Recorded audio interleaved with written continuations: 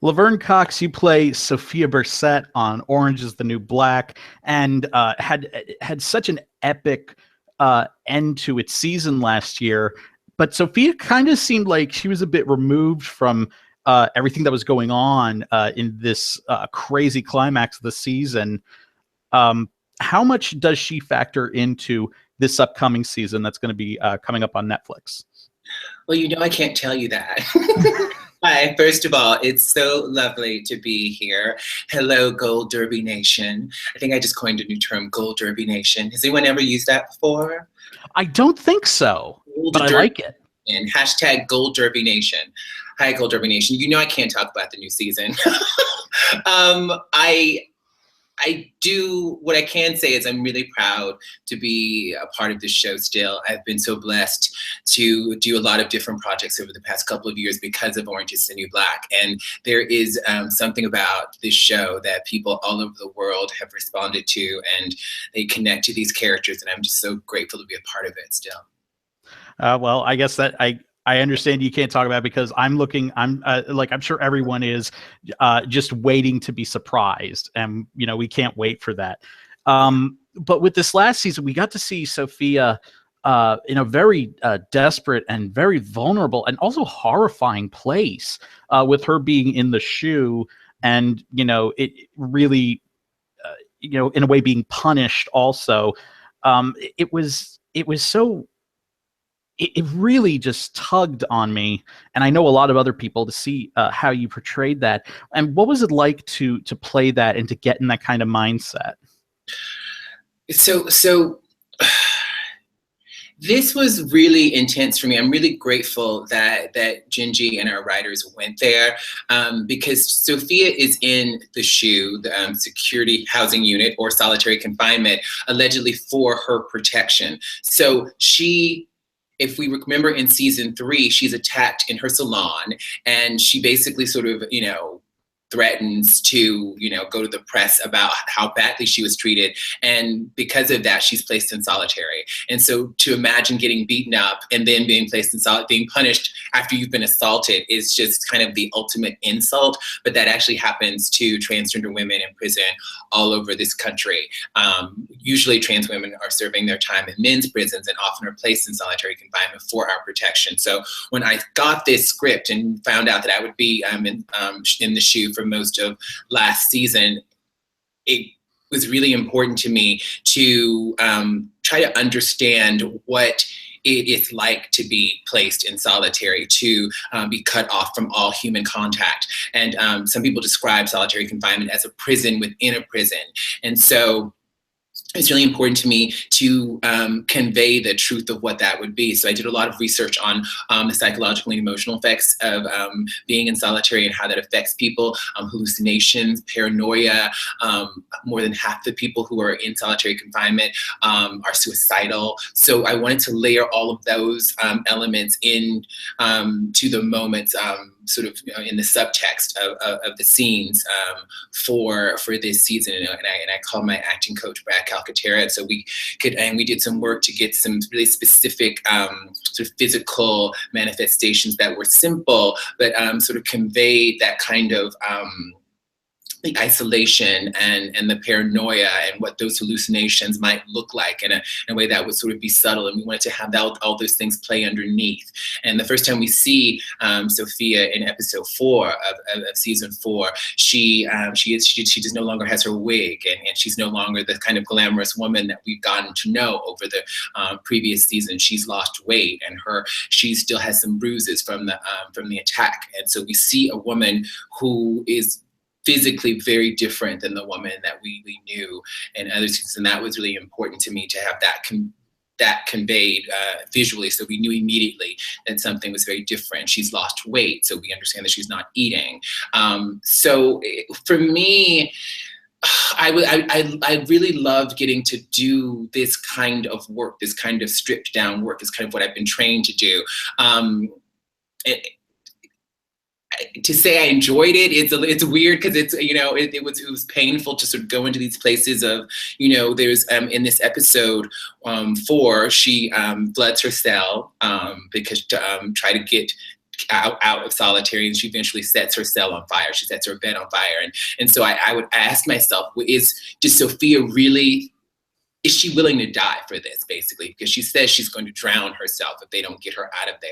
Is she willing to die is the question I asked myself. And I think she believes that Caputo will get her out, that they won't let her die there. But I think she doesn't know for sure, because it's prison and stuff happens. And so those become the stakes. So yeah, it was intense to play, but it was also fun because there's a badass element to her as well. We see a woman who's completely sort of been broken down and stripped of everything that she is, but there is still something in her that is willing to fight, that has to fight, that knows nothing else but to fight. And she is going to, if she's gonna die, she's gonna die fighting. And that is, I just get chills when I think about that our writers wrote something like that for me to play, and that I got to play that, and that the world gets to experience that, because I think a lot of people are living that. I think in some ways I've lived that. If I go out, I want to go out fighting. I mean, it was stellar to watch, and it was, I mean, other than the, you know, climactic ending of how the season ended, I think that was also the real standout of last year, because it was so intense and raw, and you really brought that forward in this character, and you just, even just from like seeing her for like the first 5 seconds when you see her, you're just like, oh, you just taken aback, and everything just comes through. Yeah. Thank you. I'm glad you felt that. So a lot of work. I can only imagine. So one of the interesting things about Sophia is that she's not really, you know, she's not with the normal cliques within the prison.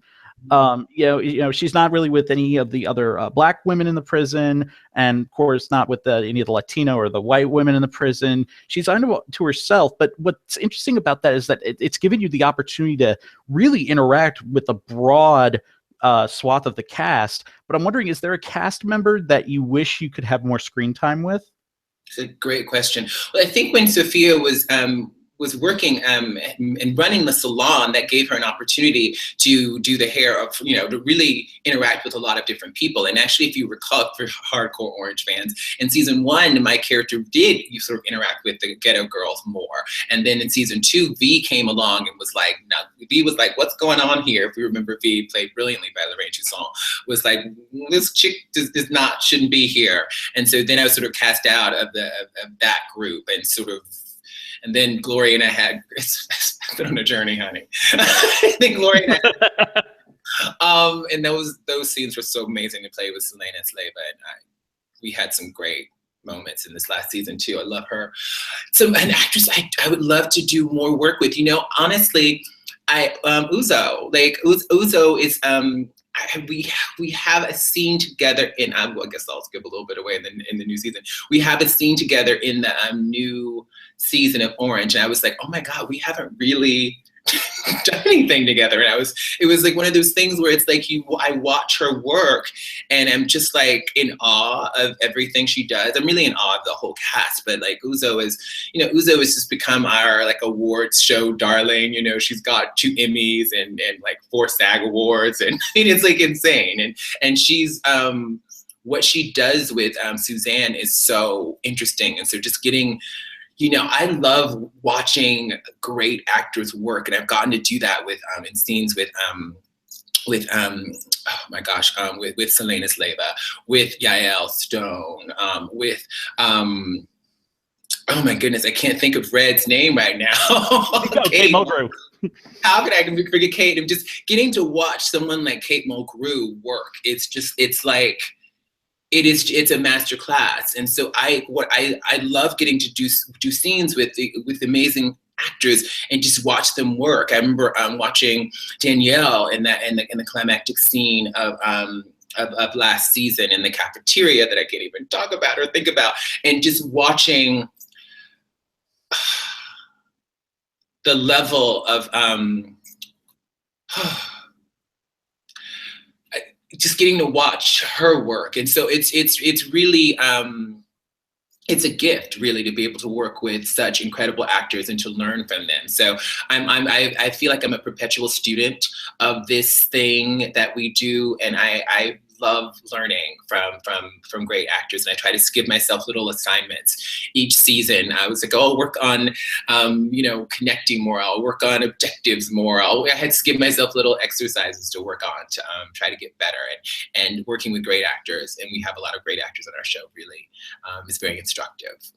It's always very very obvious, especially when the past 3 years at the SAG Awards, since the show has won the Ensemble Award, and I love seeing this flood of people coming up on stage of every background, every race, and all these amazing women, because so many women don't get a chance. Yeah. It's really so amazing to see that kind of cast come together and to have it be celebrated. It's incredible, and I'm so grateful to the Screen Actors Guild for honoring our show 3 years in a row, honoring our ensemble 3 years in a row. That means so much to so many of us, because there's so many of us who are just New York actors, who've been, who are character actors who've been, doing our off-Broadway theater and our Law and Orders and our, whatever, to make a living, and to have this show that with such incredible writing and such incredible talent, and to have people respond to it is just, and none of us look like anybody else, in the industry, and it feels really, really good, and that it feels like it's about the talent, it feels like it's about the storytelling and the things that it should be about. It's about touching people's hearts and making people laugh and think, and to be a part of a show like that has been really the greatest gift of my life. It has changed my life immeasurably, and I'm forever grateful. One of the things that has always stood out is your character had a flashback episode very early in the first season, where we see Sophia pre-transition, and caught a lot of people off guard. That was played by your brother, correct? I played some of the flashbacks, but when we saw Sophia as Marcus, was her dead name, that as a firefighter, that was my brother. Yes, and that took people were like, "How did you do that? Was that CGI?" I'm like, "You were flat chested." I'm like, "What happened?" And that was just, I was really lucky that. I think I was really lucky that my backstory came so early, and that it was written so well, and by Sean Heder, and directed so well by Jodie Foster, that was the third episode of the series was my backstory. And I think that really has just been pivotal in my career, that even though because I'm not in Orange Is the New Black much, I'm not really, I'm sort of barely in the show, but so many people think of me when they think of the show. And I think it's because so early on that this really powerful story was written. And so I'm really grateful, and just really been really lucky. And that episode changed my life. I mean, if there's ever an episode of television that has changed somebody's life, it was that episode. I got a Critics' Choice nomination for that episode. I don't know if a trans person had ever been nominated for a Critics' Choice Award. I got an Emmy nomination. I know that a trans actor had not been nominated for an Emmy before in an acting category. That changed my life. So, and just working with Jodie Foster was life-changing. And so I have such fond memories and thoughts about that particular episode, and it's a dream too. Yeah. What I was wondering was, where did the idea to cast your brother come from? Did that come from you, or? The interesting thing is, Jodie, it was the first time Jodie Foster had ever directed television, so she wanted to meet with the actors beforehand, which was incredible for me, because I don't know if I could have just shown up day one and acted with Jodie Foster and not just completely frozen, because I idolize her. So I told her about my brother in one of our initial meetings, and I think it didn't quite register with her. And so they were auditioning. So we went through this whole process. I was like, I want to, of course, play me pre-transition. I wanted to play it. And so we went through this 8-hour hair and makeup test, where we tested all of Sophia's looks throughout her transition. And at the end of the day, we went with this sort of guide look, if you will. And they put facial hair on me, and they put my hair back in a do-rag, and I was trying to butch it up. And Jodie Foster took one look at me and said, "We're going to have to hire someone." They didn't think that I looked butch enough. And so they went through this process where they started bringing in actors, these sort of big butch black dudes. I think that's the idea that they had, that they wanted Sophia to be this big butch black man who was a firefighter before she transitioned. And none of them looked like me. It was really weird. And then I was like, you can have an audition and audition people, because they were paying people to come in. And so I suggested they audition people.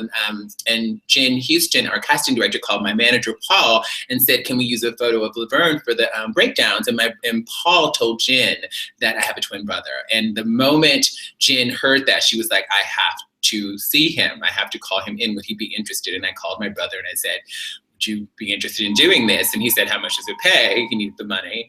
And so he went in with a little bit of an advantage and he got the part. And the rest is history. It was a genius casting, and it made the flow of that episode so natural. Yeah. And shout out to Jen Houston, our casting director too, our Emmy-winning casting director. She really is, she's incredible. She's really absolutely incredible. And we have so many actors on the show. There are over 100 recurring actors on our show, and juggling all of that is incredible. We have an amazing team. So to give a shout out to Jen. So one of the things we were talking about before we started this chat is you were in one of my favorite movies from 2015, the wonderful movie Grandma, which was such a stellar movie. And you got to act alongside the amazing Lily Tomlin. Could you tell us a little bit about what that was like for you? It was surreal. She's just really dope. Like Lily Tomlin is like, she's funny and obviously, and just really smart and whip smart too. It was a delight, and it was really interesting watching her work and be in the moment and to learn from her. But then just the conversations we had between takes, and how down to earth and how real she is. And I loved really talking to her. At one point, we were doing press about her decision about not having children. I mean, I don't want to have children, and I thinking about women who are, she's in her 70s now. I think we can say that. I think that's well documented. And that choice for her and what that was like, and getting to talk to her about that. And just, when she did shows back in the day, if she'd be doing a show on one floor of a theater, and then below her would be Joan Rivers, and below her would be some other legendary, person. So it was I love history, and I love, and I have such a reverence for people, and particularly women, who have been able to last in this business for so long, and women who've been able to create a path for themselves that is really unique. And Lily's career is her own. There is no one else like Lily Tomlin, and she blazed this path for herself, really with just this ferocious wit and a talent that was so undeniable that you had to, notice her and watch her, and an intelligence to the work, and just getting to kind of experience that up close and scenes, and then to talk to her was just, it was just a wonderful, wonderful gift. And she is just, she really is an incredible woman. If you meet, I think anyone who probably meets her feels that she is just this really genuine person who is just about the work. She lives for the work, and I'm like that. We were at Sundance, and she was going off to do stand up. She was like flying out of Sundance to go do stand up like all over the country. I'm like, she's still doing stand up. I'm like, yes. It's about that. It's about the work. It's about just finding a way to keep working. And that's what's so so humble about that process, that she's just still doing the work. And it just is, it's really inspiring, and I'm grateful to have that experience. Oh, I'm getting emotional today. I'm in a really reflective place now. I've had some time to kind of slow down, and the past few years have been really unbelievable. I can't even believe my life, and I'm just so grateful. And the fact that I've worked with some incredible people over the past few years, and I hopefully it'll keep coming. But no matter what happens, it's been good. It's been really good. and it's been it's been fun for us to watch you blossom in this way. You're not just playing like token roles that are just like, oh, we're just putting a token, for some reason, for one episode to put like a trans character in there. We have you're being put in roles that are actually that are substantive.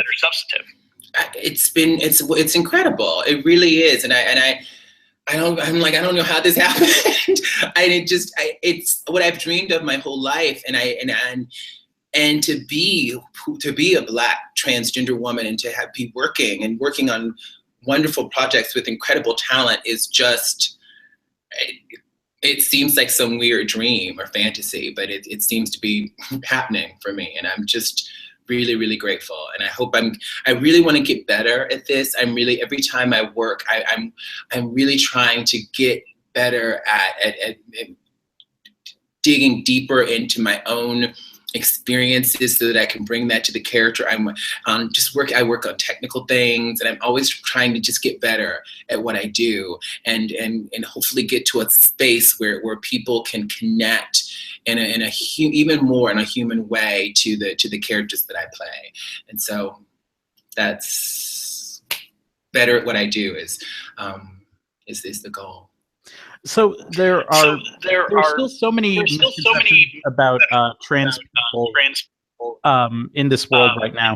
And I was wondering, is there a misconception that you think your role on the show has done a very good job in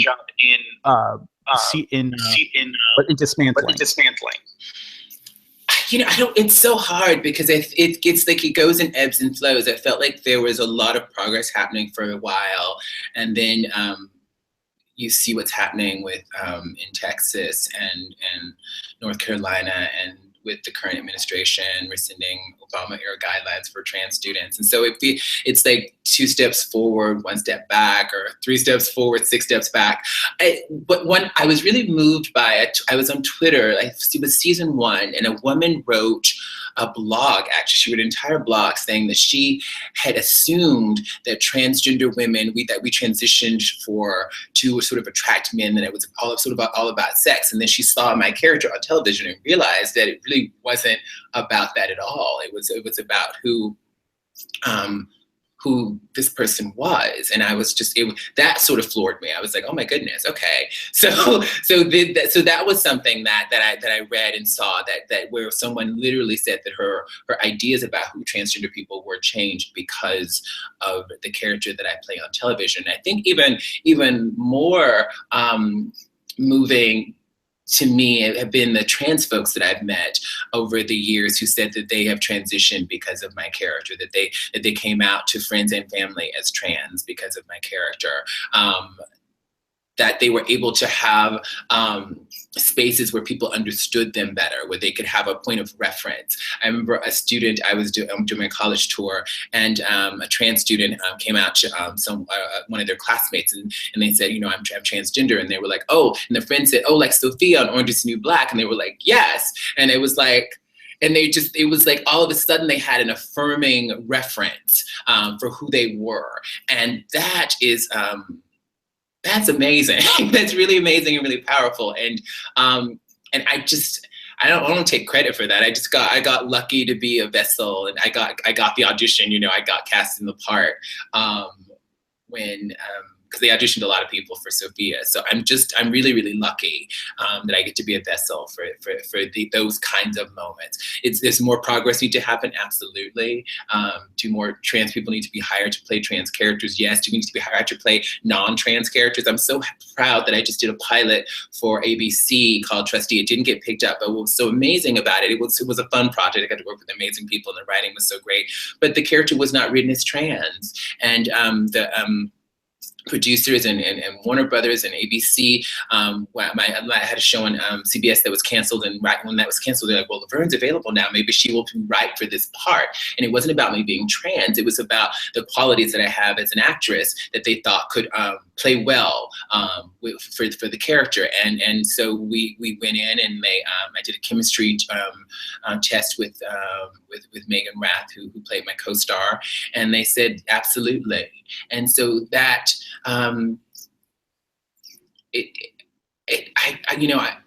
I talk so much about Leontyne Price, who's an opera singer, who's a groundbreaking opera singer, African-American opera singer. And so much of what she talks about is that talent has no color. She would say that talent has no color. And for her, I mean, she had this incredible voice and this incredible technique that was just so undeniable. But there has to be space where, especially in the United States of America, where if you have talent and that you can deliver, that should mean something, that should matter, and it should not, and if you are right for a part because of who you are and the energy you bring and the emotional life and the life in general that you bring to a character, that should be what it's about. It should not be about your race or your gender identity or sexual orientation. And so that our artistic community is so progressive, and I love artists and I love creative people, and I know they get it. And so I'm just really looking forward to seeing more people of every race, gender, ability, more people, actors with disabilities and who are trans and who are of color and who are different ages, playing roles that they are right for, roles that they can breathe life into and bring levels of truth to that can touch audiences. Well, I was actually going to ask you about that. You've been doing a lot of activism over the years. At the Grammys, you gave a shout out to Gavin Grimm from my home state, the Commonwealth of Virginia. I was just wondering, what's next for you in terms of your activism?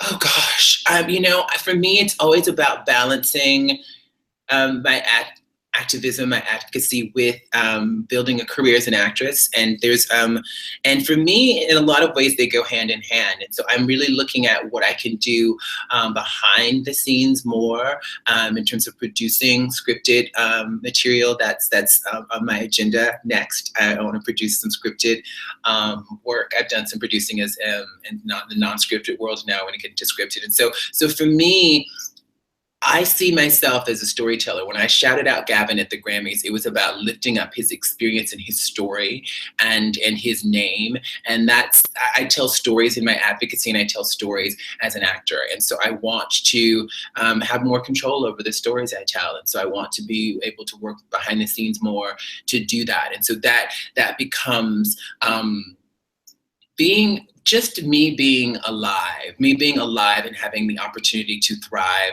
as an openly Black transgender woman is activism. It really is. Me coming forward with the truth of who I am is activism. Me getting to play diverse characters in film and on television is activism. It really is. And so that's how I see it. So for me, it's really about stories, how we connect to people. It's how we connect to different experiences, and I want to diversify the ways in which I tell stories and have more control behind the scenes as well as in front of the camera.